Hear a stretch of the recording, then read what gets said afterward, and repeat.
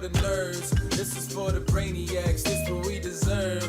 Go ahead and play it back. You ain't gonna touch me. You not gonna do nothing. You are not above me. I bet you wish you was me. I know it. I know.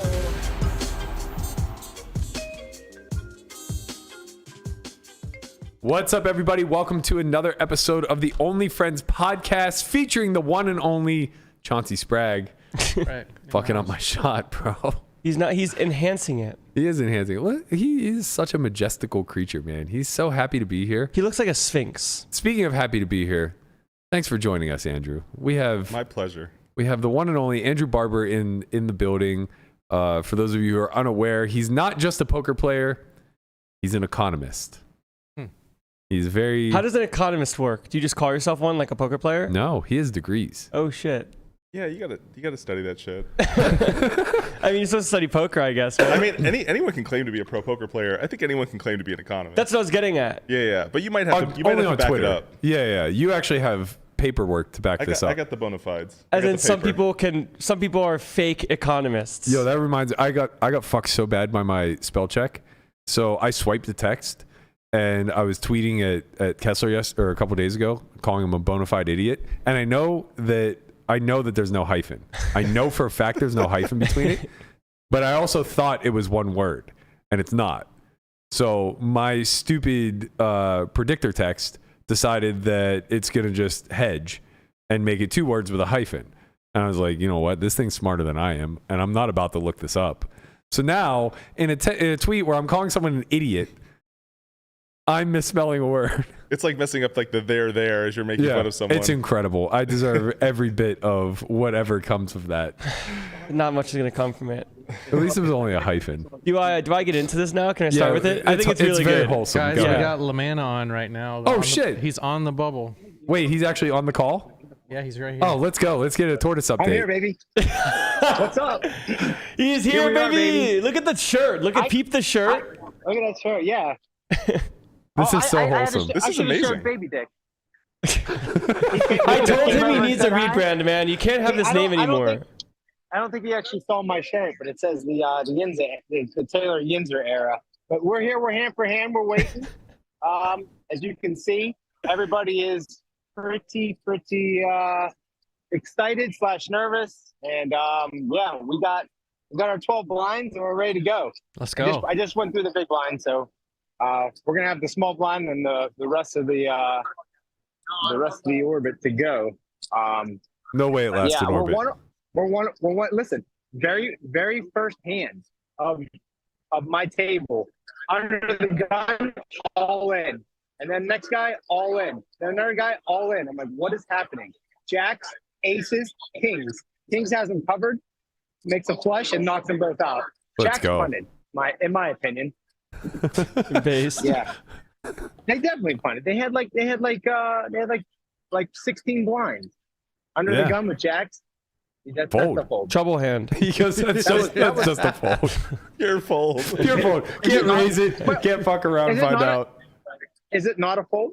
I mean, you can open. I'm pretty sure you can RFI. No, you can't. There's a guy with No, you can't. with over $1 million here. This is Tortoise speak. No, you can't.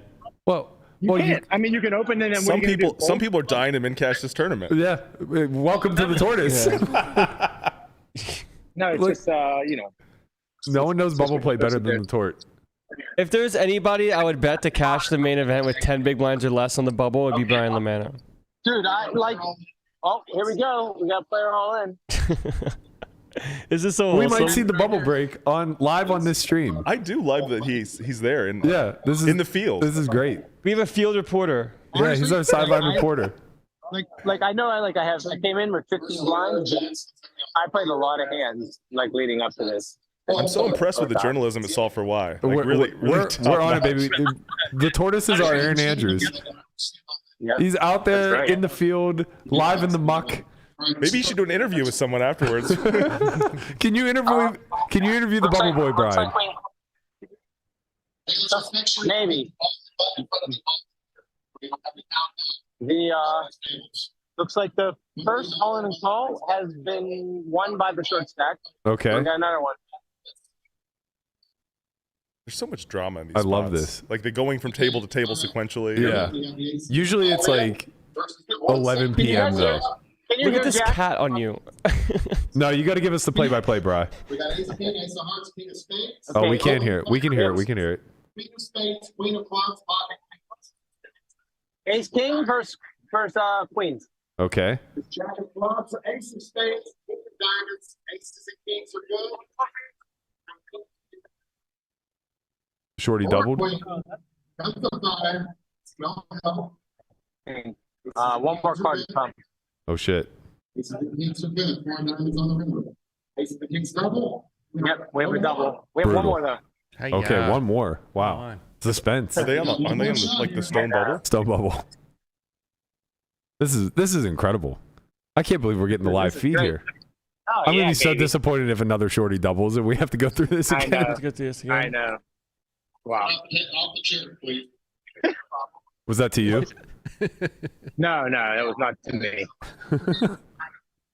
All right, here we go. Looks like the four is that the 4 seed is all in.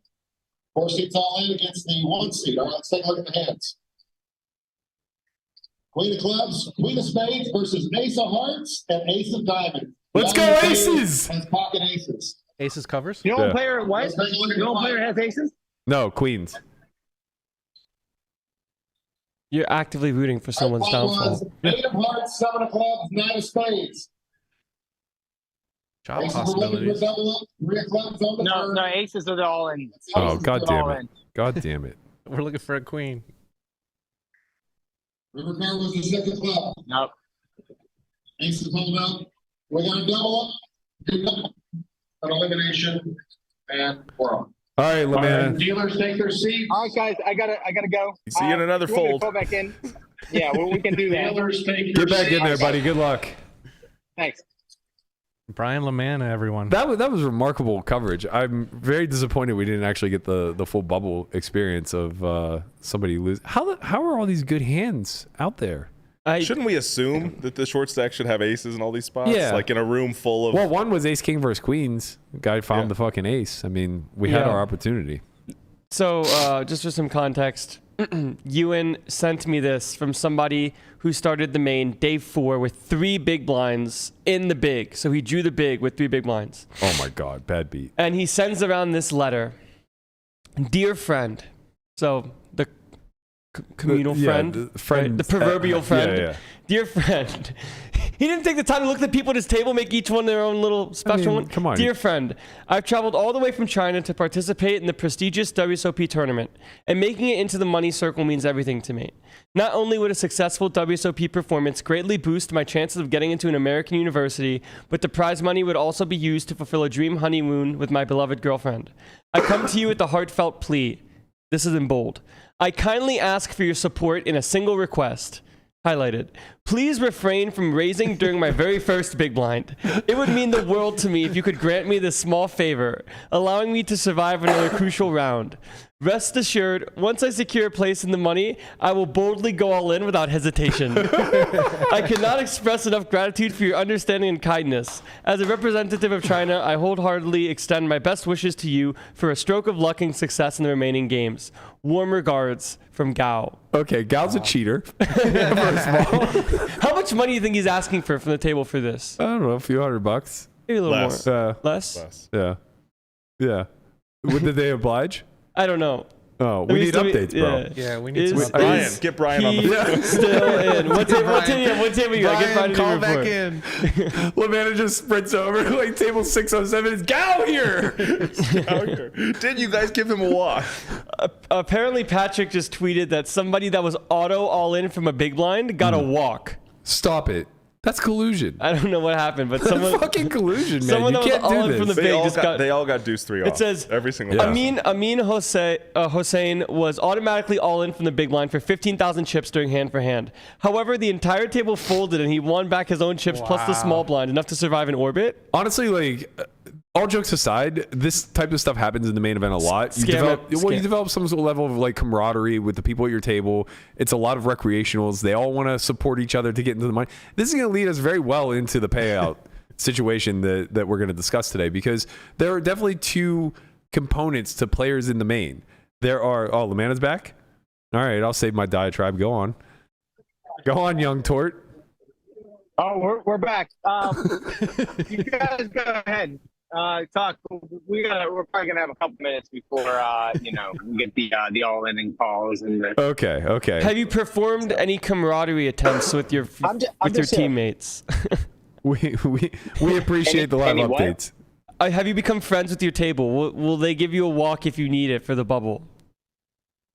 No, there's a guy with like this guy was like 1.3 million, so he's just opening every hand as he should, and everybody else is pretty short. So it's just gonna be him winning pots until this thing busts. Which I hope it's respect to that man, because I would like to start playing poker again. We hear you. No, for sure, he's doing exactly what he should do. So what I begin to say is that there are like two parts and two components to any big event like this. You have the professionals and you have the amateurs that are here to enjoy the experience. And the issue is that their incentives are greatly disaligned, right? Like for the amateur, part of enjoying the experience is just simply cashing. It means a lot. It's why we pay 15% of the field. It's why it's 1.5x buy-in whenever you do cash for that much of the field getting paid. And that gives them an enjoyable experience. It gives them a story. It gives them all this stuff to talk about. The problem is if you get 8 or 9 of them at the table, now there's no pro there to police them when a man is all in the big blind and you're not allowed to give him a fucking walk. Yeah. Technically there's nothing against the rules, but it's like if even one pro is at the table, they're going to say, hey, call the floor. Yeah. You can't. You're not allowed to fold, man. This is scam. Well, you can't force action. I mean, yeah, that's fair. I mean, what do you? It sounds like he was all in for less than the big blind. He was. Like, what do you do there? I mean, I wonder if he was like effectively all in. Like, I wonder if he had like a chip or a couple chips behind or something. Right. You can come up with like a couple hands and stack distributions where like. I mean, you're right. What if there's a chip leader at the table who wants to preserve the bubble? Exactly. I was just about to say you're kind of right. If you're chip leading and you're in the small blind, it folds to you. Love that shit. Right? Love that shit. You just muck. You just mucking and play another hand on the ball. The issue is hand for hand is so slow that you don't get to take enough advantage of it. I mean, the thing is, even if he doubles, the bubble still stays. Yeah, but if he doesn't double, you win his chips. Right. I think we have an all-in we have all in the phone. Brian's bandwidth is low. Is it so low? Good. Can you see shit? It says Brian Lamanna's network bandwidth is low. But his effort is high. Yeah, that's right. Because the Wi-Fi is really bad. Oh my god! Oh, look who's here, Poker Llama. Oh, it's You're on Edwin. the Only Friends podcast right now. Hi, Edwin. I love it, man. I love it. He's Can our this sideline get a reporter. GPI? Absolute killer right here. You're gonna win an award for sideline reporter of the year for sure. Yeah, now Brian. he's got no chance. Yeah, I might get a job for poker.org. That's right. You're right on the front lines. I mean, this is the important work. Where's the table? There's 2 tables behind me. I think So you it's have to easy. bulldoze your way over there and say Tortoise is in. Tortoise is in. We need him to get the coverage for the people. Can you guys see what's We happening can. Yeah, We can you're see, good. but we can't really see. If that makes sense. Oh my Oh, god, yes. they drag this out so long. We Just- can see, Well, but we 'cause don't know what we're looking for. So what happens is they wait for every table to finish playing the hands. Mhm. Anybody who's all in and called, they hold the hands. Yeah. So nobody So tables. This guy No, right here, he has one chip left. So Oh, he shit. folded. So he will be all in automatically in the small blind next hand. So he really needed to bust this hand. Happens every year. The one guy holding the chip. You know. Yeah. More in See, I mean, I satellites got than- 11 and a half blinds. It makes me feel like I have. Isn't that all heaps right, for I you don't anyway? think- It is. Yeah. That is heaps. That's heaps for him. Listen, like if I double up, I'm good to go. Yeah, Look you're at- going to be a problem. Bulldozer. Oh man. Right. I hope everyone at home is enjoying this as much as we are. We've moved away from the coverage to look back at Brian Lamanna's You're- Taylor's the Injury You're doing the hard work, Brian. I think the bubble bursting, like that flurry of bust outs afterwards, is hilarious. Oh yeah. Oh, well, I mean, you see how the distribution is. There's probably so many people with single digit blinds. Oh yeah. yeah. I think I can knit it up enough to make the pay jump. I was actually going to ask if that was the plan. Was like wait for those suckers to bust in the Right. next 200 spots. It depends if he gets queens or Honestly, not. I think there's like 250 busts and there's a pay jump. So like that'll happen very quickly, actually.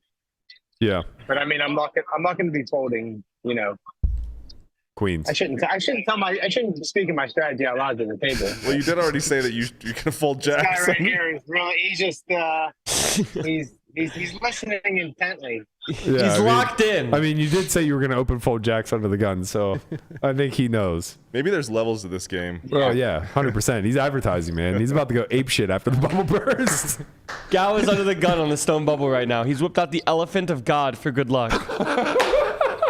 I have a picture. Oh man, we need more Gao updates. Need more Gao. This is What so is his incredible. Twitter, Landon? I'm gonna send you an image, Guapo. He doesn't have Twitter, I don't know, he Guapo. doesn't have He's Twitter. sending handwritten notes to his table mates. Yeah, he sent the heartfelt letter. I think he's a Triton reg. 100%. That would be so sick. 100%. Yeah, Here he is. I sent you a picture, Guapo. I sent it to your WhatsApp.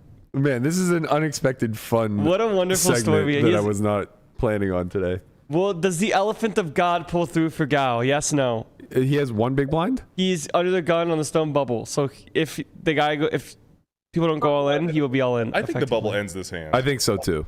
You think the elephant of God is going to work? Yeah. I mean, I don't think the elephant god is I was causing it to surprised happen. I'm surprised it didn't end last hand, but Well, we lost the flip. I like how you use we. Like, I'm invested, man. I'm an investor here. You're, you know? you're an investor in the tortoise. I'm financially invested in the tortoise. I'm emotionally invested in getting this moment on my podcast, like capturing it all. Are for you everyone to invested see. in Gao's story? I'm highly invested in Gao at this point. I want to know about the girlfriend, the honeymoon plans, We got to get him on the podcast. I want to know when the penalty is going to occur for him. for him talking his table mates into colluding. Well, how to win friends and influence people, right? That's true. That's true. Who does it better? I have one simple plea. I will say, writing a handwritten letter in English, if that's not your first language, is a very good way. It wasn't handwritten, it was typed. Oh, whatever. Either way, it's a very good way to tug at the heartstrings. If you It like was literally look handwritten at somebody for and say sure. like, I can't speak these words, but this is what I want, please.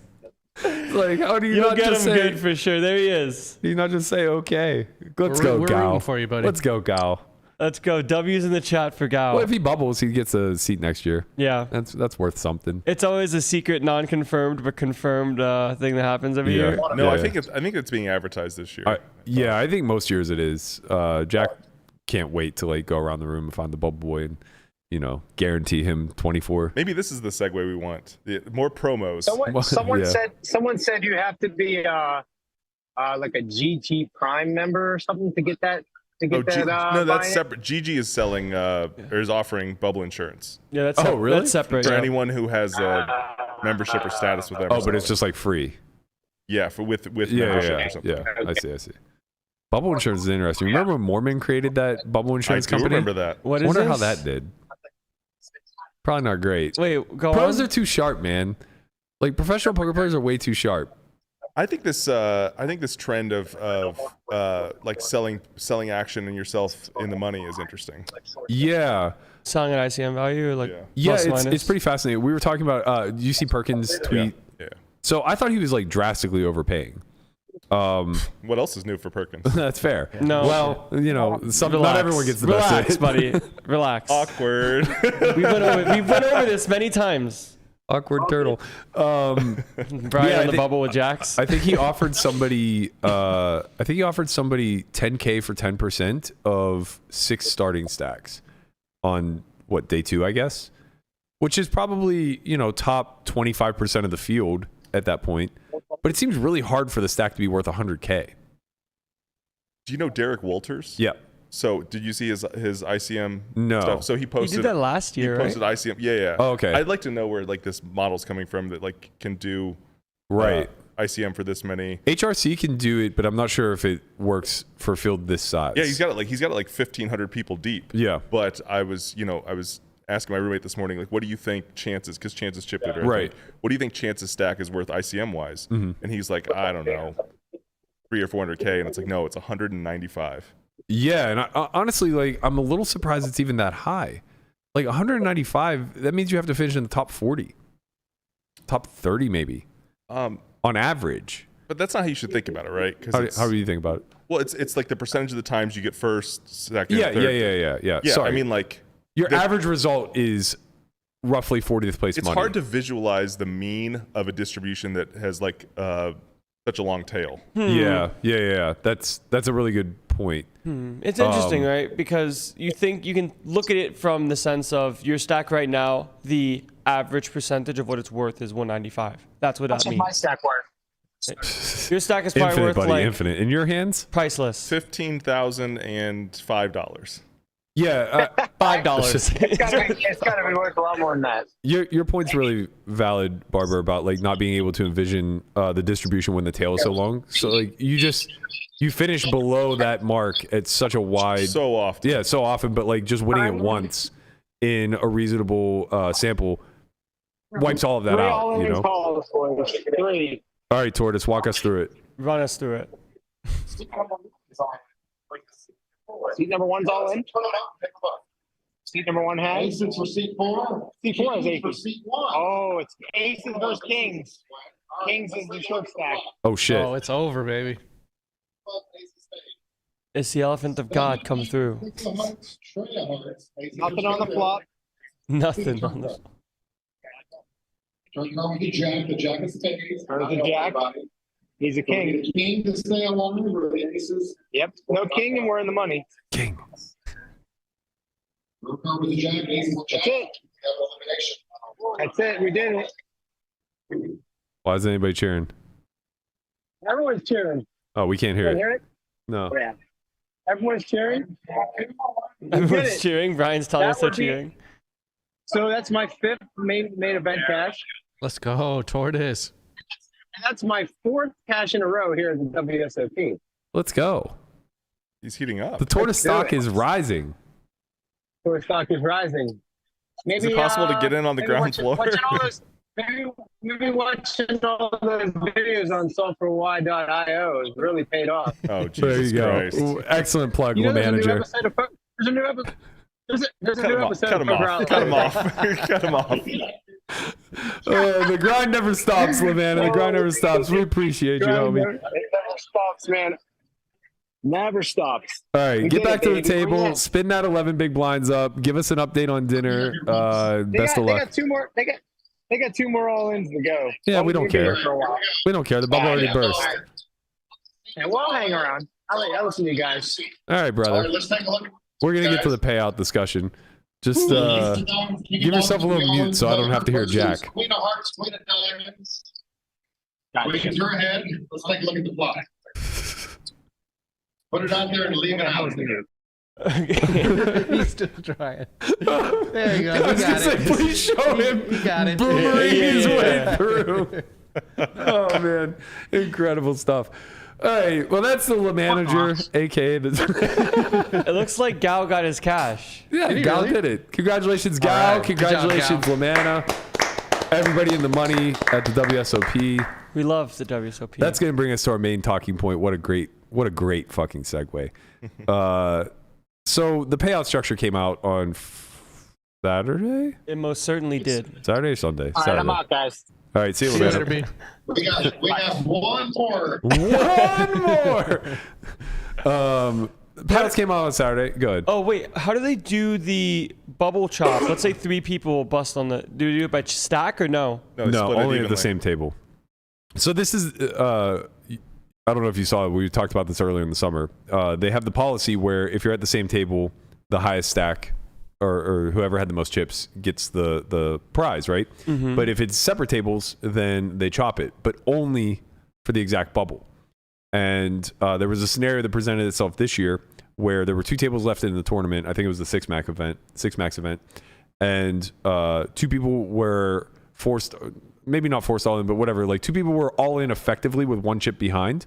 This is With 2 tables running. Yeah, it Hunter was Jr., Huni with 2 tables running simultaneously, and neither one of them would put their other chip in. So they're at a Mexican standoff where Huni is like basically sending people to the other table saying, we're not going to act until this guy goes all in. Send the troops.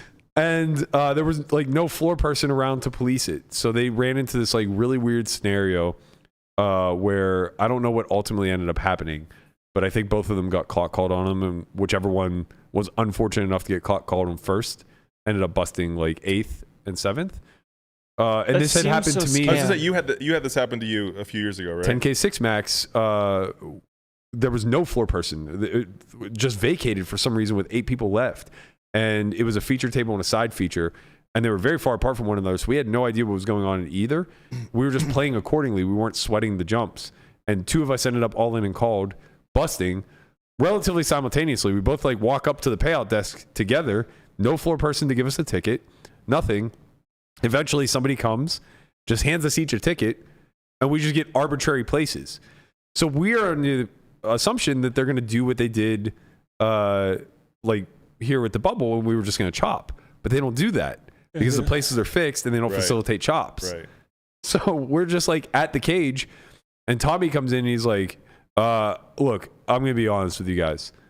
We're going to pay out 7th and 8th place. And the way we're going to do is we're going to go back and look at the footage and see which one of you actually busted in real time first. But that's going to take hours. And I just look at the kid. I was like, I don't want to wait for this. Can we just like make a deal? I have no idea who this kid is. Yeah.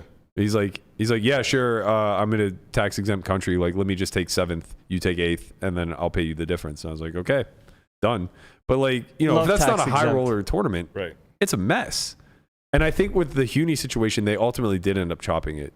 I think the World Series facilitated it. No, actually, they invoked the rule of whichever one of them started the hand with more chips, even though they weren't at the same table, got the higher position. So in this case, with the main event bubble, if 3 people busted on the direct bubble, they would chop 15K. They each get 5K. Got it. Yeah. Man, that would be rather sad. Play a 10K tournament, get 5K back. No. They wouldn't chop 15K because if they're on the stone bubble, there's Oh, sorry, they chop 30K. 30K. Yeah. Yeah. Because there's 2 places, right? Only one of them bubbles. Exactly. Oh, I see. Yeah, my bad. You're right. So they get their buy-in back. Yeah. And if they're 2 out of the money and 3 people bust, then they would chop 15K. I see. So less than a buy-in back. But yeah. In the same way that like in poker, we realize how many things we didn't know 10 or 20 years ago. Yeah. It's remarkable that only in the last couple of years people have been like hyper aware of these payout jumps and stuff like this. Yeah, I think standoff should have been occurring for years. For sure. Well, I think that much like the guy getting a walk when he's forced all in, there's a certain aspect of live poker that has existed and been preserved for decades where first and foremost it's a gentleman's game. And we all play by these unwritten rules. It's very baseball-esque in that regard, right? Like there's this whole unwritten rule book that you dare not tamper with. Yeah. Then the Euros came. Like bat flipping? No, not bat flipping. Like hitting people in the head when you're purposely throwing at them. That is an unwritten rule. Like beanballing them. Well, you're allowed to hit people. Beanballing is part of it. You retaliate, but you always aim for the meaty areas, the middle of the back or the ass. Booty. Yeah. Anyway, I think what happened was we lost online poker and the Euros retained it, and they got really sharp when it comes to how you make money in this game. Yes. And for years, we just were like, okay, but those are the online nerds, and they're relegated to their space, so we don't care. Stay out of here. Like, leave our prehistoric era alone. We like what's going on here. But then eventually they were like, all the big prize pools are live. We're fucking coming for you guys. And they showed up and they stalled. The British are coming. Yeah, they tanked and they fucking left one chip behind, and you know they were folding off of 5 big blinds where in the past we were rocketing it off with 20. Yeah. And it's just like all of a sudden everybody had to adapt. And now I think we're in this like weird middling phase where again you have these 2 cohorts that kind of butt heads in any event. You have the people there as recreation and fun, and this is their hobby, and then people who are seriously doing it to try to make money. Wait, sorry, I just got an update about the bubble from the main. So my friend just texted me, LOL, this is comical. So 3 bust outs on direct bubble. So there were 3. 2 15K paid places and the seat. The seat being if you stone bubble, you get a seat for next year. Sure. Instead of splitting the seat value, they're doing a flip for one of the 3 to get the seat and splitting the 30K in cash. Yeah, they always do this. So someone is going to bubble for 20K min cash is 15K. No, it's a 5K difference. Wait a minute. One person gets a seat, the other 2 cash. That was not my interpretation of what he just read. My interpretation of what he just read is that that they're going to drop. Oh, they're still going to do it and get a seat. Yes. Oh, okay. So they're all going to get 10K, and then one person's getting an additional seat. That's what I think. That's better. I think that's better, to be honest. Instead of splitting the seat value, so basically you're gambling. Stupid. You can't split the seat value. It's a promotion. Yeah. Right. What are you going to have 33% of each other? Swap. I don't mind that. Yeah. Imagine if all three of them were like collectively together and they're about to flip and they just look and one of them is like Makita. And it's just like, how about you take the seat and we get a 30? Yeah, exactly. You just start doing strategy. And he just looks at me and goes, no. Yeah, no. You take the seat. He's like, I'd rather not take the seat. Yeah. Anyways, sorry. But yeah, so and you end up with these two very different I would add groups. a third leg Okay, go ahead. to this chair, which is the operators. Yes. Because I that's actually fair. think their incentives matter a lot in this discussion as well. I think that's true too. I think I initially framed it out this way because we were talking about the mechanics of the game more so than the payout structure first. Sure. And from everything I can tell, the operators just do not give a shit about what happens within the framework of the game. As long as the structure runs smoothly, they just don't care where money is being stolen from the two different players. As long as they get the rake dollars, it's fine. Yeah. It's kind of like anything goes. And I'm not going to go down the path of it's stealing to stall and be like egregious with the time. Like we've done this enough, but like it largely is only going to be the pros that are doing it. And they really are robbing not just from each other because at different junctures, they're all going to be the chip leader and they're going to get stolen from, but they're really sucking a lot of EV from the amateurs who are otherwise playing fast. By the way, I don't think that this is going to be a problem for much longer. Really? Yeah. So I had a discussion, I think it was last summer, with James Chen, who's like been actively working on this. He got absolutely lambasted for saying that like stalling is a form of cheating. Yeah. Because criticized, of course, by all the people who do it. Of course. To some degree. It's like ducking a big blind, in my opinion. Yeah, totally. Yeah. Ooh, interesting. I am sprinting to take the big blinds at this point because I really want to signal that like this is something we could do. Agreed, Interesting yeah. thing that happened yesterday. It's not that serious, but someone gets a table draw. They see that they're coming to the table for this MGM 1700. Oh yeah. They see that they're not going to get big blind, so they're going to get free hands. Bro sprints to the table because he sees the dealer dealing, and then like takes free hand. How do we feel about this? I don't feel great about it. I don't feel great about it, but I did see somebody tweet that they got someone a 1-round penalty for ducking their big blind the last level, or sorry, the hand for hand of the end of day 2, and they never felt more alive. And like I'm totally for this. Like shaming this EV sucking behavior is so important. Man. But the problem is we don't get supported by the operators. Like, not that they won't soft support in the sense of like issuing the penalty, but they won't when it comes to clocking people. I mean, it was terrible in the 3K that I went relatively deep in. And yeah, one of the floor guys stood by our table and was clocking people relatively quickly, but he was still giving them 20 seconds and he was still giving them some courtesy to look at their hand, which ends up being 40 seconds. And he was never penalizing anyone. I think I saw Lappin make a tweet that he was tanking in a spot. Oh yeah, they looked at his hand. And they peeled his hand from the muck to see if he was like willfully tanking or not. It was in a satellite, yeah. Thoughts on this? They're not qualified. It's a dangerous road. You don't they're go just down. They're just not qualified to look at. I really liked Kessler's idea like 4 or 5 years ago. Oh my god! Wow. Of when someone's in the tank, like big river tank or something like that. When they fold, you expose their hand. Like they have to expose their hand. Oh, so they're not like they don't have like 10 high on the river or some shit. Yeah, something that could like just never make any strategic option other than fold. I think maybe the better option, the easier to police option, is just have a clock that decreases. Yeah, I mean, obviously, I think we all want the chess clock, right? Yeah, and I think that's what James is working on. Is I think something that is because I think asking the floors to do this is unreasonable. Yeah, I also think asking the dealers to do is unreasonable, and that's where I lose sight of how the chess clock could work. I mean, I think it's still like in like the development process, but I do think that this just is not going to be a problem 5 years from now. Or Right, like that. right. I think at some point we should start using RFID technology to speed up the game rather than just to display it for the public.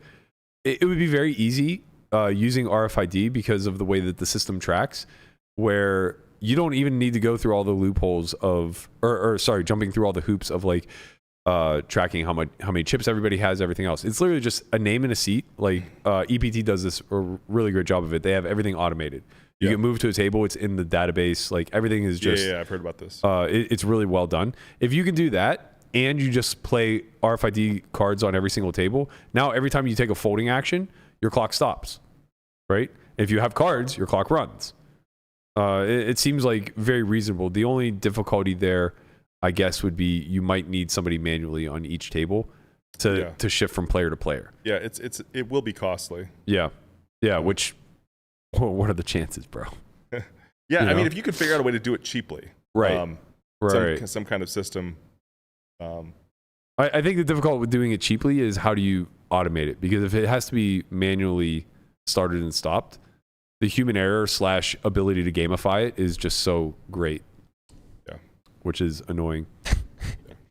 We as humans are annoying. Yeah. So let's get to the let's get to the payouts a bit, because this is a big topic of discussion, one that I might be too passionate about. But I'll You've give. changed your ways. I was gonna say I'll give the full scope of this, as I was very, very wrong the first time this topic came up 9 years ago, something like that. Good on you. The payouts were released, and obviously it's a marquee event. It's going to get national news. It's the biggest World Series main event of all time. If you include the rake, they cracked 100 million in the prize pool. And they should do everything on earth to brand this. But I start to take issue with them forcefully making first place greater than Jamie Gold's year, right? Just for the memes. I mean, it's not for the memes. It's to be catchy and grab headlines and stuff like that. But the thing is that we're talking astronomical numbers. It wouldn't matter if first place was 6 million or 20 million.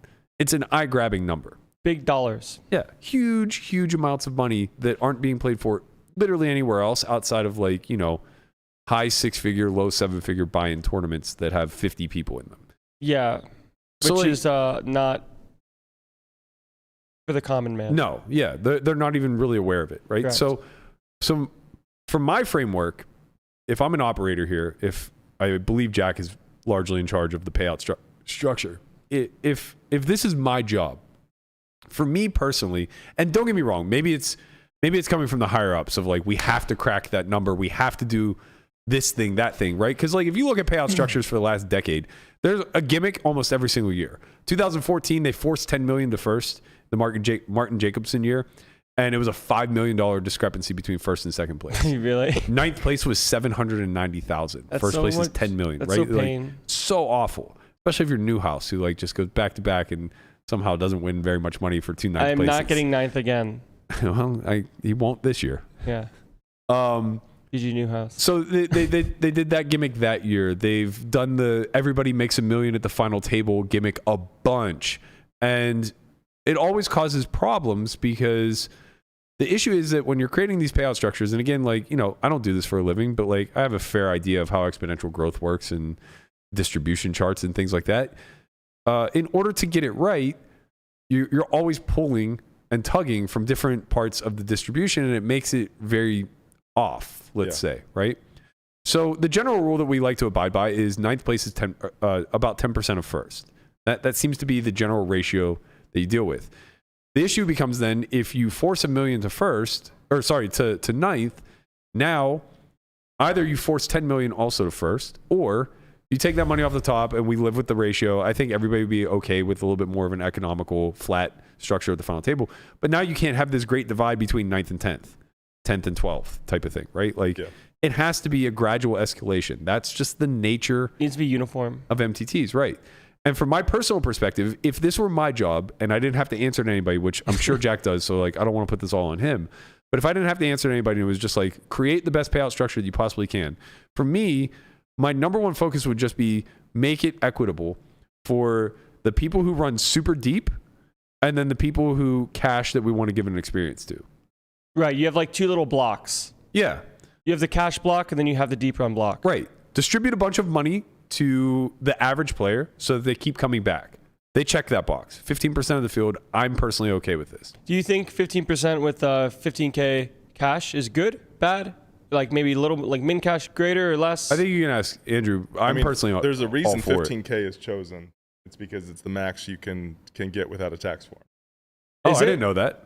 I thought it was less than 10. Oh, right, because it's 5K on profit. top of the cash. Right, yeah. That's why it's always used as the Oh, it's so cash. smart. It is very smart. Yeah. It's one of the smarter things that they do. Yeah, that's actually genius. Okay, so that's good for them and the people, I suppose. Not getting taxed is nice. Yeah.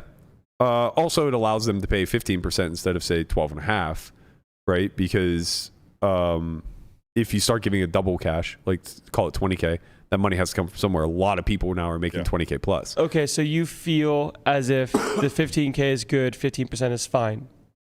I was a big proponent of switching to 15%.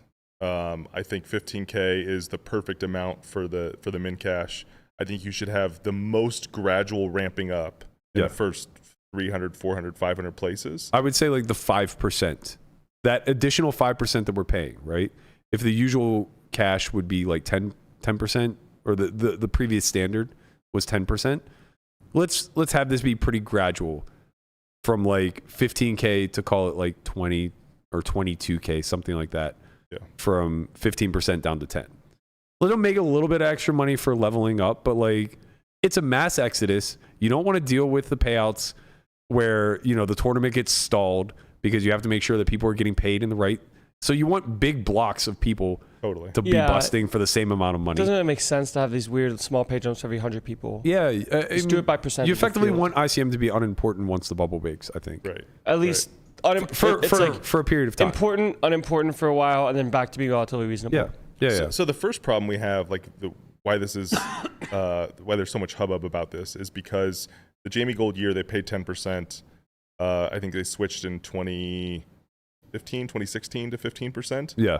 And you're comparing apples and oranges. Right. So like trying to beat the Jamie Gold year for first prize is a silly exercise because you're having to pay even 50% more people. Right. So they really screwed themselves there. Mm-hmm. I mean, they're ultimately trying to push a square peg into a round hole. Right. What was the min cash Jimmy Gold year? Was it still 15? No, because they paid 10% of the field. So I would assume without looking it was 20, and it might even have been slightly higher. Is this the payout right here, Guapo? Yeah, this is Jamie Gold's. Can you look and see what the min cash is? I gotta find it on WSOP. This is the tweet. Oh yeah. He's laughing. Chris is. Yeah, if you just Google 2006 WSOP main event, it should pop up. I would guess it's somewhere between like 18 and 24,000. I'll take under 24 for a lot. Yeah. Okay. Fine. Maybe set a little too high of a ceiling there, but I would happily take over 17.99. Ooh. Because I kind of like 17ish. Okay, We'll find out here. Yeah, You have to bet on it first. We talked about betting on things. I don't have a high degree of confidence. Oh wow.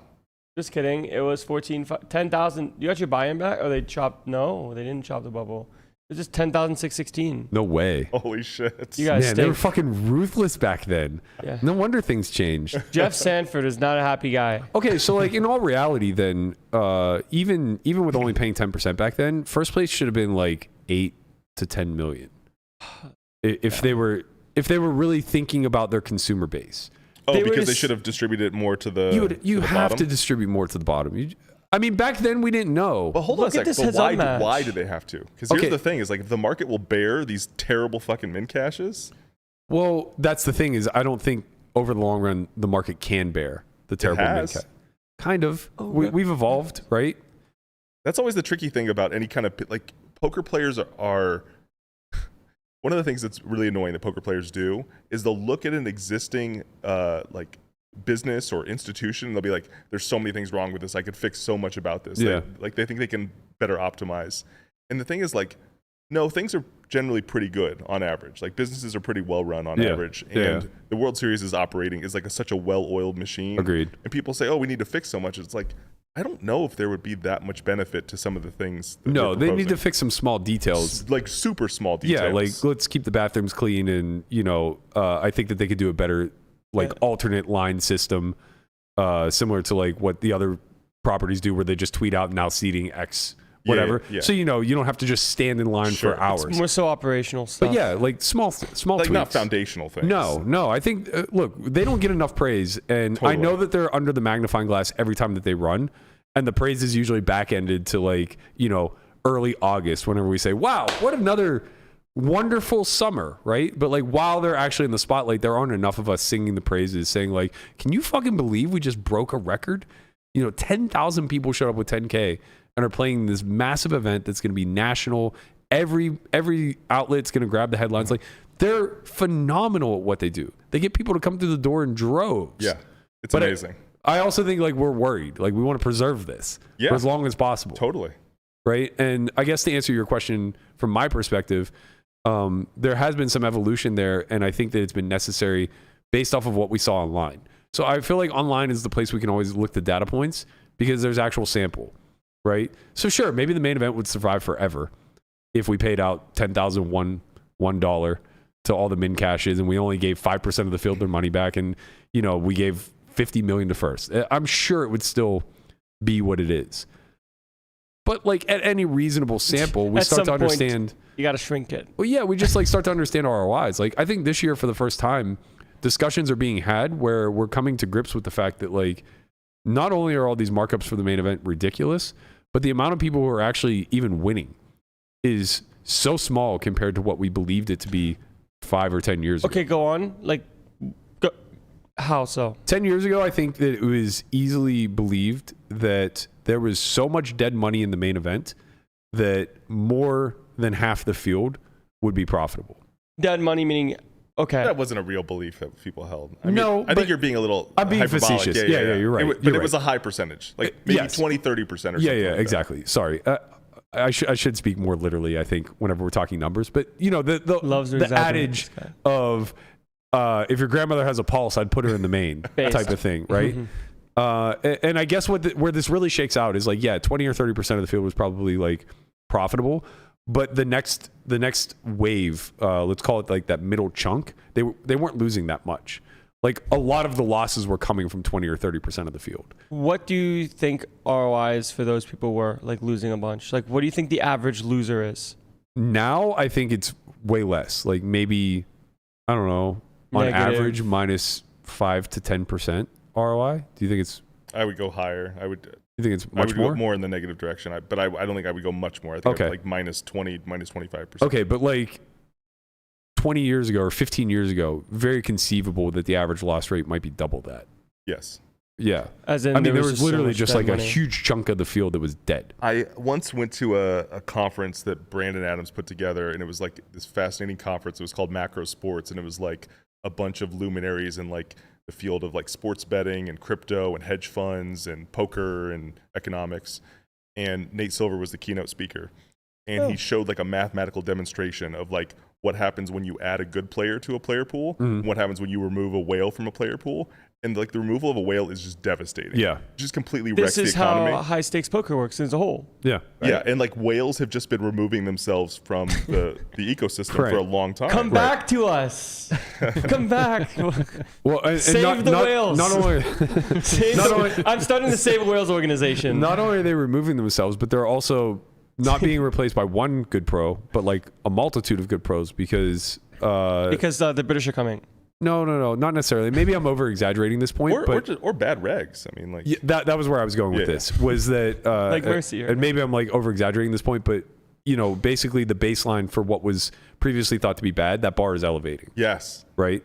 And the gap maybe between the elite and bad regs is perhaps growing now more so than ever. Yeah. But the ability level of everybody who fills in that gap is so much higher that they would be beating the whales now for infinitely more than what you would have seen in the past. Yes. Would this be an equivalent to you of people playing online cash and MTTs using effective like wizard database in real time versus best in the field? I don't know how big that gap is. Like if you took like a Makita versus somebody who's just using RTA. Yeah. Or like that gap could be minuscule or it could be massive. I truly don't know. I don't even know where to begin to estimate. But I do know that the guy using RTA versus like the average reg, it's going to be huge, right? And that's what you would consider this new approach to be. Yeah. I guess like I would say that the best players are creating that sort of gap between the average winner. I mean, it's crazy. But the average winner is also creating that gap between themselves and the average loser. And more whales are leaving, which means there's less to go around in the middle areas. They're either leaving or they're just improving, right? So like in the past, the ceiling was lower, I think, for the top because we didn't know anything. So like if you were the best in the world, you're kind of brain solving, and how different are you from 1 to 100? Right. Like variance is kind of just picking and choosing, right? So the ceiling was lower, but so was the floor, kind of. Now the ceiling is getting higher because there are certain people who are just like Chance. elite, but the floor is also raising. Yeah. So like I wonder which is rising faster. that's a really good question. A really good question. Man, it just seems as if I think the ceiling is rising higher. I feel that feels impossible.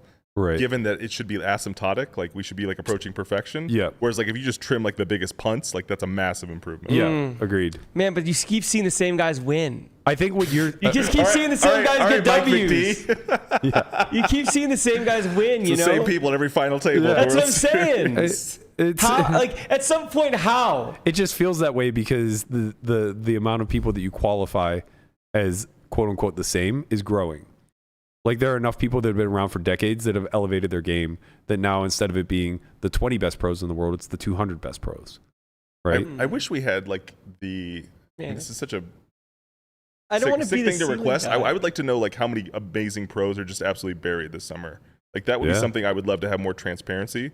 With the buy-ins, I think Or a call lot. it like top X, like peer-reviewed pros, see what their summers are like, see their I think buy-ins like and Daniel's a great cashes. example. He broke it down in one of his vlogs where if you look at it by buy-ins, he's up like 1,000%. Like just in buy-ins accumulated. Correct, but right? you're playing high stakes. But he's stuck like 1.2 million because The Gladiator event saved him. yeah, exactly. He won like 500 buy-ins in the Gladiator or something stupid. You know he's completely blinded out at the 10K08 because he was playing that $300 tournament. No way. Yeah, he dropped a stack and it completely blinded out. Wow. He didn't get avoided; it just blinded out. That's crazy. I feel like I've never heard of anything like that before. Yeah, I feel like he could have gotten avoided. Everybody gets the one courtesy, right? I think that when you register and drop a stack after, like in late reg, Right, you can't right. do that. I see. That makes a lot of sense. Also, even if you could, there's probably like a window of time to do it. Exactly. Yeah. Exactly. Man, how fucking rich is D-Nice? I know, right? But yeah, I mean, he gets the field bonus for the Gladiator, and he had Some serious things are chips. worth more than money. I think the side action is worth more to him than Yeah. No, but it gets a little crazy when you have all these different objectives. Yeah, and I imagine that there are a lot of elite players that are just buried because the buy-ins just keep growing, and you miss a 250K twice. It's difficult to make 500K up in EV this summer. I heard this crazy stat, like Dan Zach, the year he won Player of the Year, he's like, I lost money in each of the previous 9 summers. Yeah. And this summer I made enough to cover all those losses and then some. Really? That's fucking incredible. That really is I incredible. mean, that's ridiculous. Yeah, it speaks to the variance of it all. Imagine too. the 9th summer and being like, why am I doing this? Right. How bad am I? Yeah, or the guy who's just like the average reg or whatever that just comes in and loses 100K year over year and then gets third in the main. And it's just like, oh, that's why. It's summer saver, and by summer saver I mean career saver. There's like 10 people in the poker world that understand how sick variance can be. Like even if you think you understand it, there's a really good chance you have no fucking idea. For sure. I mean, like we study this at such a surface level, and we internalize it so much from an experiential level that I think the latter wins out always. So many times, like when I was like raising money for the airball match, I was like looking at prime dope kelps, and even with like a modest win rate, you just didn't need to be that well rolled. It was like less than 5% of the time anybody was going to lose more than 400K, and that was like a modest win rate of like, I don't know, 6 or 7 big blinds, something like that. Yeah. And even with that, just emotionally, I just know how deep stack cash gets out of hand, and I initially raised on 2 million. And then after the first session of like realizing how bad I thought he was, I like cut the funding by a massive amount and like got a much bigger piece of myself. Because it was like, right. okay, at some point, like we just have to be super aggressive. But even that was probably like it was an emotional You probably correction. overcorrected. Yeah, it was an emotional correction, right? I was way too emotional to begin with, where I was overly conservative compared to the models. Yeah. And then I get like 6 hours with the guy, and it's just like, no way I can fucking lose. I'm taking it all, baby. Well, there's got to be an in-between of trying to value the spot versus what happens if you overshoot versus undershoot, like how different your life is if it doesn't go well. Well, that's the problem. It's so asymmetric, right? The downside is always going to be so asymmetric if it gets you anywhere near ruin, because the ceiling is limitless, right? Like whether I make 200,000 or $1 million off of the guy, neither one of them are going to propel me into some sort of Not different moving the life. needle. right? Yeah, it's a big monetary difference. Yeah. $1 million is much different than 200,000 effectively and Well, emotionally. Some might say the difference between 12 million and 6 million. Perhaps. It's interesting you're arguing the asymmetry because I would argue it the other way. Because I think that like the downside of Busto isn't that bad. Really? Yeah, like Well, that's because I you're think, smart and you have a degree. Well, I was a Talk to us, huge Mr. Economist. I was a huge bankroll nit early on. Like I would sell action to like $300 tournaments. Guapo, Yeah. listen to this right now. Guapo, you listen. I'm keyed in. You listen, buddy. And I just think that having talked to, if we look at and now there's some survivorship bias here, but if we look at like the heroes of the game, they all took massive shots early on. Yeah. And I think that is what propels you. So the irony is I was the exact opposite of you. I was full risk on for the first 10 years of my career, maybe even more, maybe even still now. I still might be too aggressive. Like I was talking to Dan about this today. I always give him a sweat, but I've been playing 100 all summer. So he's just off because it's too small. Like I'm properly rolled for it, so I just take it.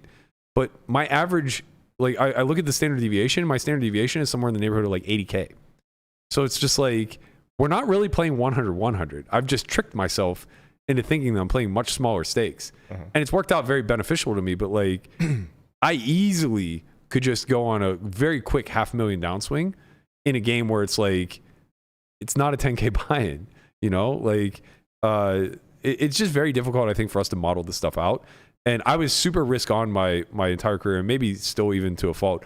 And I've gotten to a point now where like maybe I overly acknowledge the survivorship bias of like, man, you were lucky to walk away not Busto in this spot, in this spot, in this spot, in this spot. Yeah. Maybe take a little risk off the table at You're this looking point. at a doctor like here, and here. You probably should have got fucked, but you didn't. Right. So you're safe. Right. Like even the game that I played the other day on Tropicana with like Polk, Rob Young, and all those guys, that was an amazing spot, 200, 400. Like, you know, I probably could have kept upwards of 80% of myself, but I sold half because I don't know what's going to happen. You know, I brought 800K. Yeah, I mean, you're older now and you're more established, and the more you have to lose, the more you want to protect it. Yeah. Like I think it's.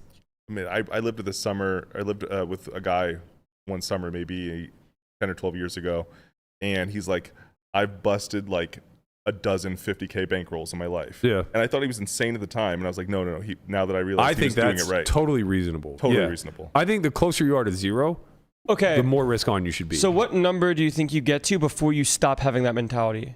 Like, for me personally, it was like around $1 million. Yep, that's the. So same, once that's the you same for me. basically saying, okay, I have X, but once I get to $1 million, now I got to relax. Not even relax, but just understand that like now you can diversify. You don't have to be full on inaction, threatening, going broke. Because it's fucking hard to get to $1 million. Like I don't care what people tell you. It is hard to get Sure, to $1 million. smart people will get there often, but like it's take a not the while. same as getting to 100K. and it's harder than it used to be. Yeah. Well, actually, elaborate on that a little bit. I mean, I feel like pre-Black Friday, making 100K a year playing poker was like the easiest thing ever. Yeah, agreed. That is insane. I agree. That's so crazy, right? Like you just look at like normal life of like making 100K a year. What's crazy? There were a dozen ways to do it. I mean, you could You could do it bonus whoring. You could do a bonus whoring. You could do it as a sit and go player. You could play. You grind 180 mans till your eyes bled. Yeah. Supernova Elite. You could Yeah. do. So Joey did, yeah. You could leather ass. Just grind 9-handed. 1-2 RIP. tables. It's wild because now like Wait, making. Did you say RIP? Yeah. Yeah, Mike Schmidt. He passed away last year. Yeah. Dusty died. Yeah. Yeah. Holy crap. Yeah. Maybe 6 to 8 months ago. Holy shit. All right. That was my first Let's poker circle book. back to that. Yeah. Man, because like now when you look at 6 figures a year in poker, probably less than 1% of poker players. Well, are I think doing that's that. why he's saying it's harder, which is a really valid point. It's harder to make that now. Yeah, the barrier of entry is much greater now than it ever has been. But I will say the people that can do it can make more than that. Agreed. The ceiling. They can make multiples. Yes. No, but that was available back then too. That's Damn true, it. too. I want to it be was- the optimist of the ceiling, man. Well, it was less certain back then, right? Like the guys that were the Isildurs, the Durs, all these guys, they were natural talents, and they had the capacity to make more money back then than we do now, I think. But we do it in a much more secure way because they were just rogue gamblers with a certain like intuition or aptitude for giving themselves the best of it, if that makes sense. And I feel like for a long time I fell into that category too. And somewhere along the lines I was forced to like get much more studied, much more understanding of like how EVs exchange. And even to this day, like a lot of the money that I make is because I'm willing to break those rules. Like, man, if you saw, I just want to like, I want to pull all these young kids aside that like get into the game late night whenever, you know, we're all buried and we're keeping it alive and they have no business actually having access to this game, but they come in and they're just such vultures. Like they can't help it. It's just bred into them because they're playing public games and they just have to, you know, cut their teeth and fight tooth and nail for every fucking scrap. But they come in and it's just like, I can't explain like how much extra money I make by being willing to give money away in a very obvious manner. Have you ever heard the story of is Esfandiari? He's dining with someone and he sends like the most expensive bottle of wine over to another table. And the guy's like, "Why are you doing that?" He's like, "Because there's like a 10% chance I'll get invited to his home game. Right. And I'll make 10x that." Yeah. And I'm like, that mindset is it's kind of like, yeah. But I don't think the young kids have that mindset. Mm-mm. And I also don't know if I necessarily think that they should. Right. Because I think they're thinking short term, or like, I have to make my money now. Maybe they're hustling and they're getting started and they're like trying to scrape everything together. Yeah, and I mean, it makes a lot of sense. Like a guy like Landon who does have some social clout, it's very personable, easy to like he needs to develop these soft skills because those opportunities might present themselves, right? But like a random 10, 20, 40 grinder from Hungary that, you know, looks exactly like the depiction of a bot who's about to come in and fleece you. It doesn't matter what type of personality he develops. He like just doesn't really have a shot. You know, like outside of just like literally coming in and just, you know, blasting it off in hopes that it pays dividends in the long run and people respect him for gambling. He'll scrape out his earn and then he'll probably get boxed out of the game. And yeah. Which is, to your point, I think maybe the best approach if you fit like some vanilla profile where there is no long-term prospects of you having a seat. It just depends on how you see poker as a whole, right? If you see poker as something that you're trying to make X amount of money and then leave versus be here long-term. But most young kids kind of don't even have that figured out in the first place. It's hard to know if you're going to stay in poker for 10 years. I didn't think about it. I didn't think about trying to like cultivate a better ecosystem. We didn't have to back then. The ecosystem saved itself then. Now it's kind of like slash and burning. I mean, I was unpleasant to play against like when I was young. Yeah.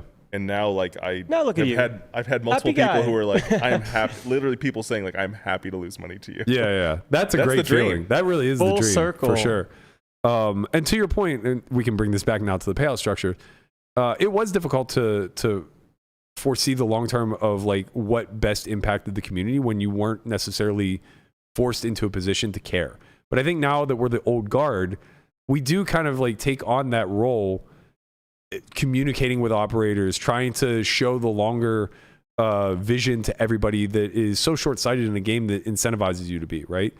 Back in 2015, I think, when the first Colossus was announced, there was an uproar because first place was less than $1 million. It was 11.1 million in the prize pool. There was also an uproar about the rake, which was, in my opinion, like at the time, pretty insane to care about. The comparison was they're making second place money, and people are making that argument with the main event right now too. It's like, bro, they're only taking 7%. Like that's so good. 7% is like these ideas are so arbitrary. Like to think about the operator as getting a certain place in a poker tournament, right? Of is course, so dumb when they set the payout structure themselves. Right, of course. So this Colossus payout, this to me is one of the most equitable payouts that I think WSOP has ever put out. And I get it. We flamed them for it. But we didn't know any better back then. Not all of us. Interesting. I was very much... You were on board? I've got the receipts, man. I believe you. I love... Every time I stick my neck out, I'm very happy with what I've said. Sure. Like, even when I've been wrong, I'm like, you know what? I had reasons for thinking that. But no, I defended this payout structure vociferously. The jump between 1 and 2 is kind of spicy, but like, you know what I mean? It seems like a big heads-up match here. It is. Like, look at 2 and 3 and 3 and 4. Man, it's fucking poker, man. There's supposed to be some gambling. Well, that's Doug's argument, right? Yeah, I'm a little bit against that argument just in the sense that... it's poker, man. It is, but like tournament... There's no limit, baby. But like tournament poker is just so different in the sense that we have so little control over where like we get distributed in all of this. You know what I mean? Like it is so much short-term variance that's going to pick who gets first, second, third, fourth, fifth. Good example being Dan Coleman playing the one drop because he said if he plays heads up, he probably has a significant edge and wins. But that's only a good example because it was a 40-person event. right? Sure. So like that edge is absolutely realized. But this is, you can't really use that for the Giga Dan Fields. Coleman, the best heads-up player in the world, whoever, I don't give a shit. I think you can think about these fields like when Berkey, when you were talking earlier about how like, oh, we don't know where we're going to fall in this, like there's like this really useful thought experiment called the Veil of Ignorance by philosopher John Rawls. The Veil of Ignorance? Veil of Ignorance. So basically it's like when you're trying to design a system, you should try to think about it as if you were outside the system. You don't know who you're going to be in the system. Yeah. And that gives you like the fairest way of judging it. So when you're judging a payout structure, you shouldn't be like, I'm the fucking chip leader. I'm Right. Chance Corniff. So Right. of course I want a bunch of money on top. Exactly. Or I'm Brian and I was like, I'd like the min cash to be a little bit Or higher. I'm Exactly. Doug, and second place is still $6 million. Yeah. Right. Yeah. Second And place. so I think you should think like, okay, I'm going to be a random person in the event, which is probably going to be a wreck, Mhm.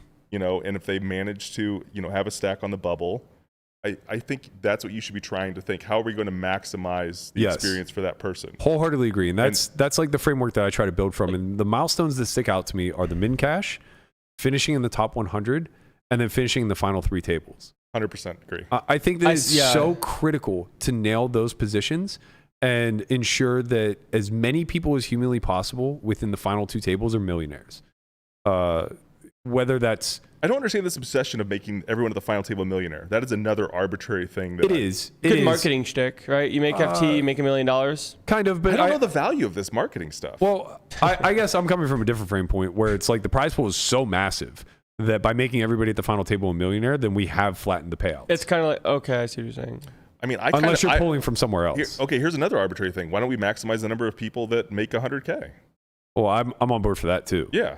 And that's why I put the that's why I say like 100 down. I think is like a big Yeah. You point get of 10 emphasis. buy-ins if you make top 100. No, well, I think you get 100K way before 100th, especially in a field Not this year, large. right? No, for sure you do. I don't think this year, but I remembered years in the past where it seemed like you could get like 45th and still make 250 or 300 or something. I got 210 for getting 41st. Why did I think it was 80th this year? And there were like right around that time, that was 2013, right around that time, getting 15th was worth 750K. And that to me is very important. Landon. I was going to say, I'm pretty sure 80th place this year is 100K. 109. How though? There's more people. I told you. I said this is crazy. That's what I'm saying. There's No, 1,500 but I more think people. it's really flat at that point. I see. Like, I think that so if you got 210 for 41st, like there were, you know, several dozen people that were making in the 200s or something like Correct. that. Yeah. So that's a lot. I don't think maybe this is occurring here. Right. So I guess that's what I'm trying to argue for is focus on the top 1% of the field, focus on the top 0.1% of the field, Yep. and ensure that they're heavily rewarded with like a happy amount of buy-ins. Like finishing in the top 100 should do more than 10x your buy-in. It just should. But where Or does at the, where does the very money least, come from? Right? It has to come from up top, right? Up top, first and foremost. Okay. Like I would advocate for it only being 10 million to first, but like honestly, if they had made it 8 million, I would have been totally fine with that too. Yep, I'm with you there. This is I think the optimal payout structure, like if we were going to design one, I don't see why you have to go north of 8. Agreed. And I think you can go 8 to like 4 or 4.5. Maybe 4.5 is probably Even best. that's massive too, but I guess it's poker. It's no limit. Yeah, It I is mean, crazy. you can't go 8 to 6. It's 200 buy-ins. yeah, For a heads-up match? 2 million is a lot of money to play for. I guess like You know, it's not. The Well, it's reason not. you go 8 to 4.5 is that gap allows you to pay the lower spots. You can't go 8, 6, 4. No, 3. that part's true. The gap has to occur somewhere. Yeah. He's right about that. But we've also taken 4 million off the top too. So Yeah. and now 2 million off the middle. Yeah. So if 1 million off the I middle. wish we had like a got, spreadsheet 8.5. we could play around with I know. this shit. I know. maybe one day we'll just have an OnlyFans podcast, and we get Dan over there. We have Barber, and we get a spreadsheet. Say, Guapa, what if you put this in? I made something last year that was helpful, but I don't have it on hand now because we had the big discrepancy last year. I think between was it 10th and 9th was massive, or was that 2 years ago, where they forced $1 million to 9th, and it was like 600K to 10th. I remember that. I don't remember the Yeah, it might have been last year or the year before, but it's just like The gap between 9th and 8th, I think, was smaller than the gap between. correct. It was like Yeah. 200K versus like 400K. Fucking insane. 10th to 9th was like 350. 9th to 8th was 200. And I don't know what these gimmicks are achieving. Nothing. Like I was having a debate with Eric Rodowig, Chips Ahoya or something on Twitter. He's a mixed game player, and the debate we were having was what is the marketing value of paying a record amount to 12.1? Right. And I think that like in terms of people induced to play the main next year, it's got to be like less than 20 people. if that many, right? Like if that many, just by saying it's the biggest prize pool of all time, you accomplish whatever it is you're trying to achieve by making the first place bid. And he was trying to compare it to Powerball, like the bigger that, and I just don't think you have a Powerball effect with the main. Of course not. I think the number of the number of entrants is the Powerball 100%. effect. People 100%. didn't even know what the payouts were until it was the biggest main. Right, that's the other Exactly. thing. Everybody in my thread is like, don't you guys know this going into the event? It's like, no, man, this guy definitely makes it up on We the don't fly. even know what the payouts are in like a freeze out with it's like a 2-day tournament. So you should know they do have a consultant. Okay. Yeah, the golden ratio is getting I've spoken ratioed on with Twitter. the consultant that like works on these prize pools. Yeah. And he's basically said like he gets pushback. I'm sure. Well, He wants for to, sure. I think he would like to go flatter, but Of course. Who wouldn't? I mean, we saw this. Stars had to make this correction, right? Whenever the Sunday Million continually grew and grew and grew and grew. Eventually, like, it got to a point where it's like, okay, well, this thing is so fucking massive. What do we care if first place gets 300,000 or 200,000? We don't. yeah. We want to spread the money as much as we possibly can with people who show up every single Sunday and give them a first place that they're excited for. So we're going to pay 8% the first instead of 15. Right. Which is what happened with the Colossus. Right. Because the formula that they use, like for their payout calculator, the percentage drops as the field gets larger. Yeah. And that's another thing is like the main, I actually heard the payout calculator that's on the WSOP website was not able to handle It wasn't. this many people. Yeah. It was set for the previous it record. was a user error. Yeah. Well, And it was just preset for the previous I mean, record. as it grows, I think the percentage going to first is going to have to come down. It has to. It just naturally has to. 12% the first place in this instance, or I guess it's actually closer to 15% because of the rake. It's egregious.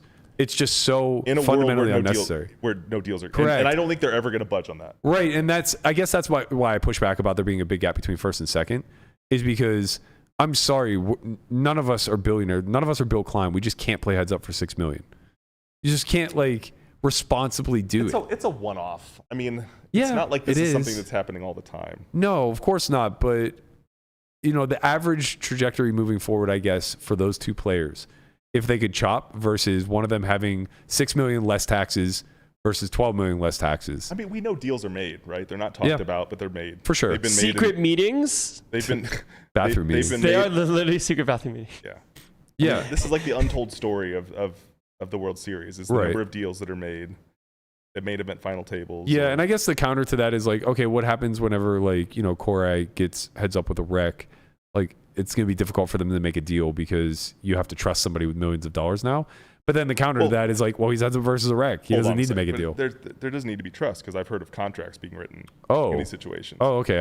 I guess I was a little unaware of that. And anecdotally, I mean, typically it's done with like a handshake and some trust. Right. I've done deals with handshakes and How would you get a contract out that With quickly? handshakes and trusts. I mean, I think in the modern world with, you know, digital devices, you can have Yeah. stuff pretty. Yeah. Yeah, I I think guess text messages can be legal contracts. that's true. I guess it just becomes a little bit tricky. You might have legal grounds, but actually getting the funds is Yeah. a totally different story. It just seems as if there are these little metrics that the payout structure can facilitate, but are willfully chosen not to. I guess that's the Because people that make a deep run in cash to main are probably going to play the next year anyways. of course, 100%. They're getting their TV time. They're well known now. They're lifers, right? But you really want to give them the ability to be lifers too. Right, you want to have them be able to play again and again, even after they cash for like 30K.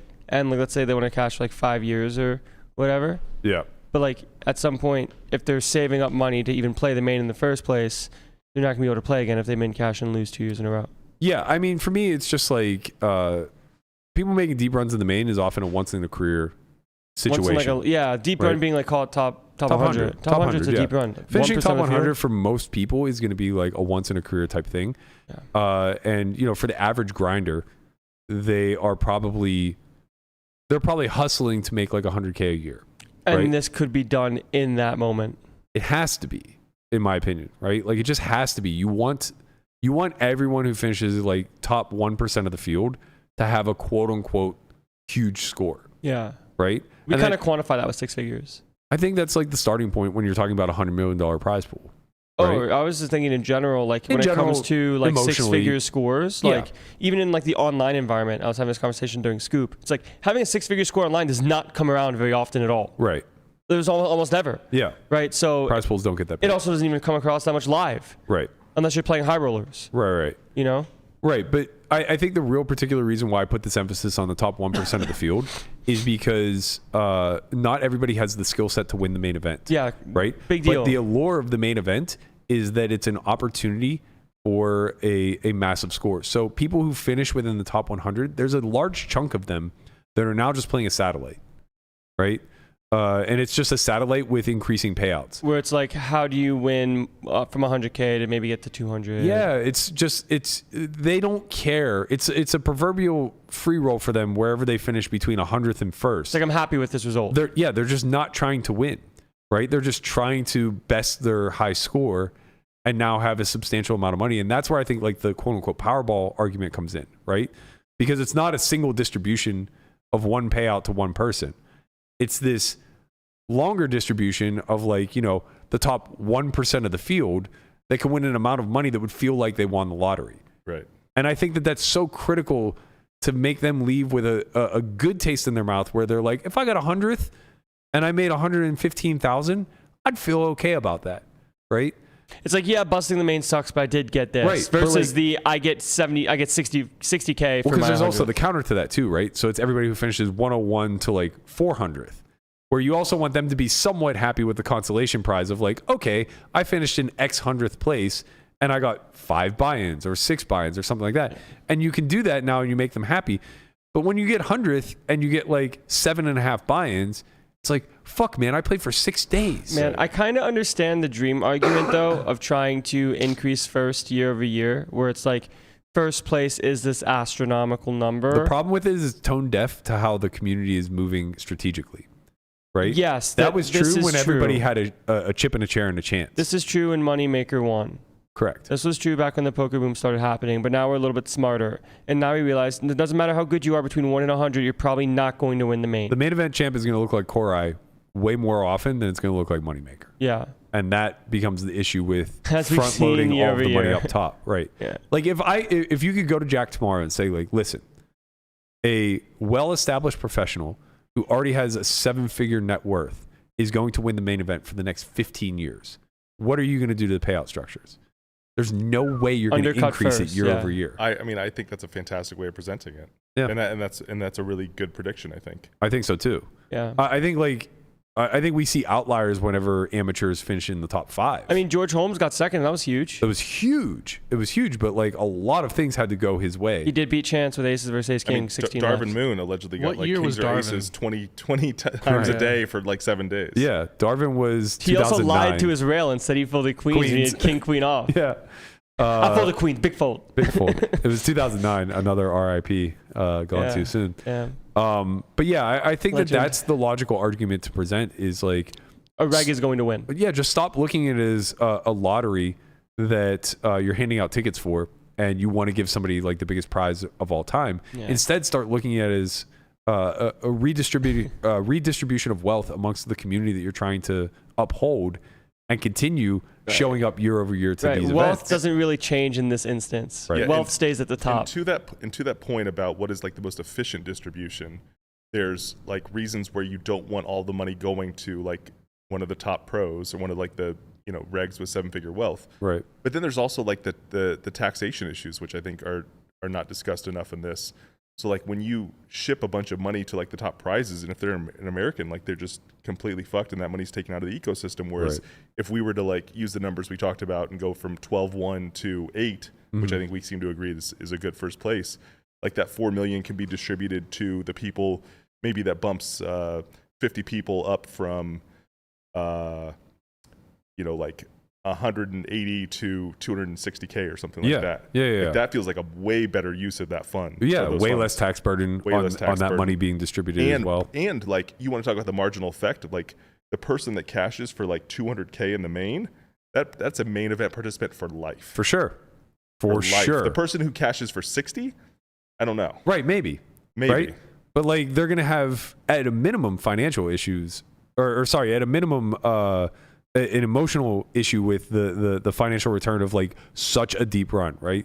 The heavy investment for 5 or 6 days of play and only getting an amount of money back that they could make elsewhere. I think that that's the way to humanize it, is like, you want to give them prizes where they feel like they couldn't make this elsewhere. Maybe not with ease, but like conceivably, you know? And it's like, as we as pros get better, we just start looking at these numbers very differently. It's like, oh, 50K? Like, I can make 50K a million different ways now in this game. Play relatively tough games, win relatively tough prizes. Yeah. I knew a guy that won a bracelet in his very first World Series event. Yeah. And proceeded to play like every single World Series event for the next decade afterwards. That's wild. I mean, you get it though, right? Like, you want that feeling They back. encapsulate you. Yeah, and he also won a lot of money, I'm sure. Unless it was like, you know, pre-moneymaker. It was it was a mixed side event. Oh, okay. Never mind. So $5. Yeah, he got. It was $250 or something like That's that. good. Yeah. That's great for a mixed event. But like that is like it's having a score like that. I mean, obviously it's like one of the curses as a poker player is to like run hot early Sure. because then you'll never learn. Right. And I think like he's maybe an example of this. Pain is a hell of a teacher. Yes, it is. Yeah. And you don't want to do it. You don't want to do it on the back end. I wish we had been live when we were having a discussion downstairs about, you know, the value of like poker. Basically, you make mistakes in poker, it costs you money, so you have to learn. Right. Whereas I forget how you put it, but basically, you know, if you're wrong about something outside of poker where it's not costly, you don't have the financial Well, incentive. I think poker humbles you, and life doesn't necessarily Yes, when you're that's how you highly put it. intelligent, right? So poker is a collection of highly intelligent individuals, and I mean, sure, this can be debated, but I don't think that We can talk it's- about who and who is not smart. whatever. I don't think it's that much of a reach to say that like, Everyone's this, smart in their own way, though. Yeah. Yeah, it's true.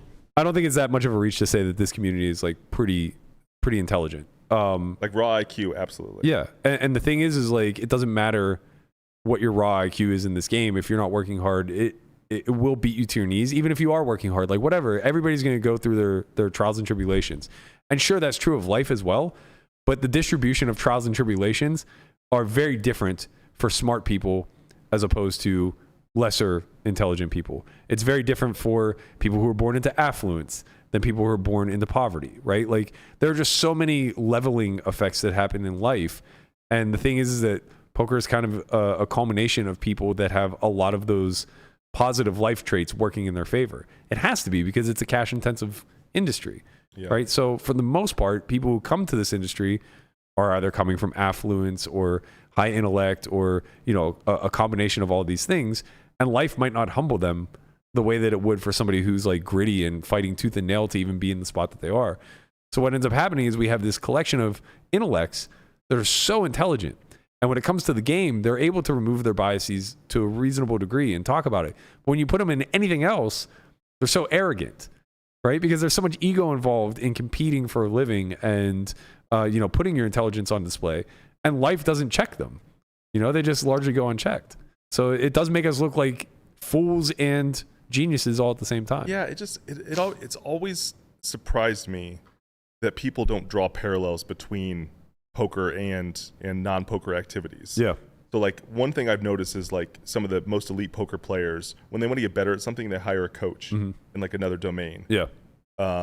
Like I heard this story about Jungle, and you know it's apocryphal, so I don't know if it's true, but like that Jungle recognized that he was on the spectrum or whatever, and he's like, oh, I need like someone to help me to be like less awkward, and like hired like a coach to like help him with his like social skills. And then He went in talked the to me a lot cage. about this. He highly recommends improv. He said improv was like a big jumping off point for him to be able to be more social. But I always thought that was cool that like sharps recognize, okay, I want to get better at something. I'm willing to hire someone who's very good at conveying this information. I want to learn it as efficiently as possible. And I just don't know why you wouldn't approach every aspect of your life like, what are my leaks? What am I missing? What do I not know? How could I improve? Rather than just like entering immediately with hubris. Yeah, exactly. Like, oh, I have read a book, so I can offer my opinion on anything. I think I think it's different for people that have like coaching or sports backgrounds as kids.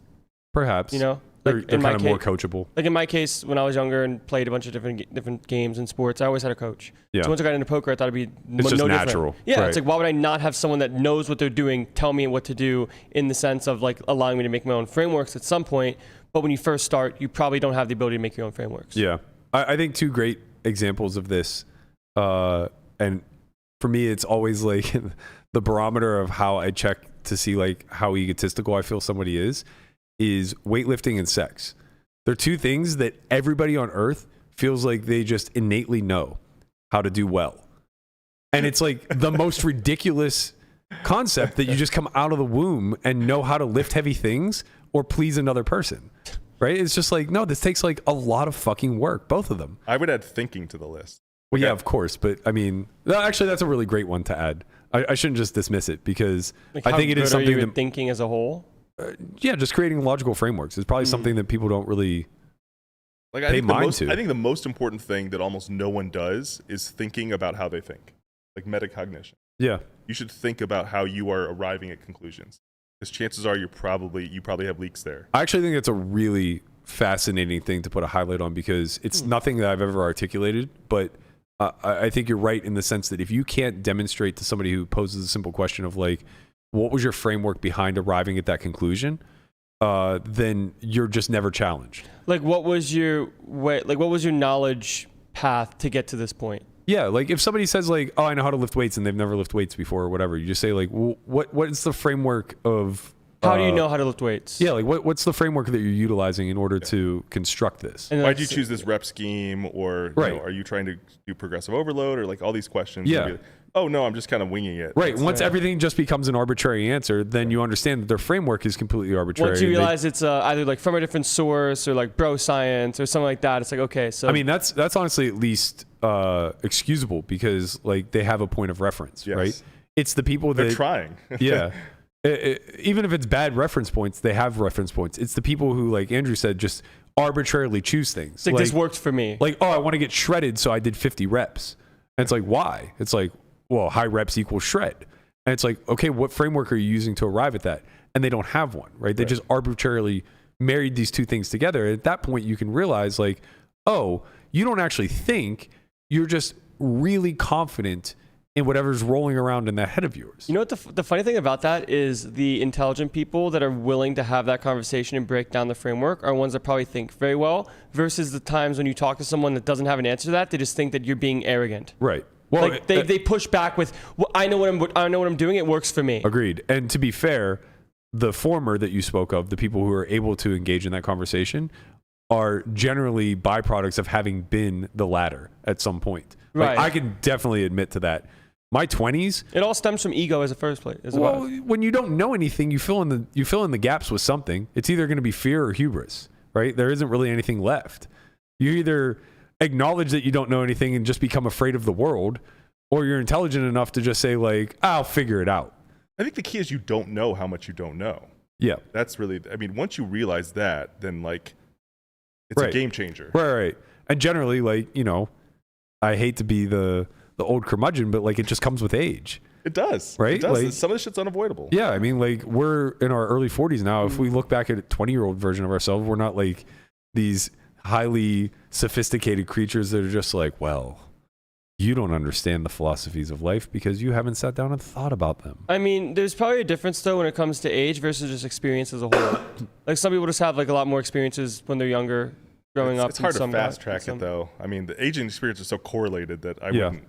The whole with age comes wisdom. You could be a 25-year-old that's lived, 10 lives, but that's going to be extremely, extremely rare. Well, I think if we look at it like the hierarchy of needs, what ends up happening is if you are forced into adult situations at a much younger age, you become very mature at the survival side.